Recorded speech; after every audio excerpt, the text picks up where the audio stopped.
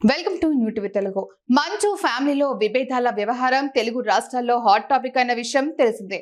గొడవలు కేసులతో మంచు వారి కుటుంబంలో హల్చల్ పీక్స్ కి చేరగా పోలీసులు కౌన్సిలింగ్లతో కాస్త బ్రేక్ పడినట్లు భావించాలి. కానీ రీసెంట్ గానే మళ్ళీ ఈ ఇష్యూ బయటపడగా ప్రస్తుతం ఎవరి పనుల్లో వారు ఉండటంతో అంతా సద్దుమణిగిందని భావిస్తున్నారు. ఈ క్రమంలోనే ఈ మధ్య అన్నదమ్ములు మంచు విష్ణు, మంచు మనోజ్ సోషల్ మీడియా వేదికగా కమెంట్స్ చేసుకున్నారు. ఈ క్రమంలోనే విష్ణు ప్రభాస్ గురించి చేసిన వ్యాఖ్యలు వైరల్ అవుతున్నాయి.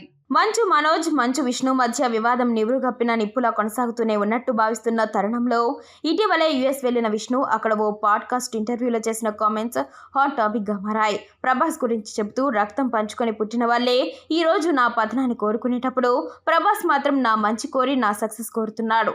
ఎన్ని జన్మలకైనా అతనికి రుణపడి ఉంటానని వ్యాఖ్యానించారు. నిజంగా ప్రభాస్ కి నేను కృతజ్ఞుడిగా ఉంటానని చెప్పుకొచ్చారు. దీంతో ఈ కామెంట్స్ చర్చనీయాంశంగా మారాయి. కన్నప్ప సినిమాలో నటించినందుకు గాను ప్రభాస్ ఒక్క రూపాయి కూడా రెమ్యునరేషన్ తీసుకోలేదని విష్ణు తెలిపారు. ఆయనకు ఎప్పటికీ రుణపడి ఉంటానని విష్ణు అన్నారు.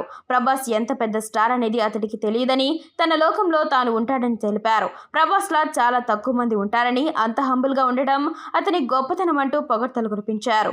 గతంలో సైతం మనం ఎప్పటికీ గ్రేట్ ఫ్రెండ్స్ గా ఉంటామని వారు మాట్లాడుకున్న విషయాన్ని గుర్తు చేసుకున్నారు.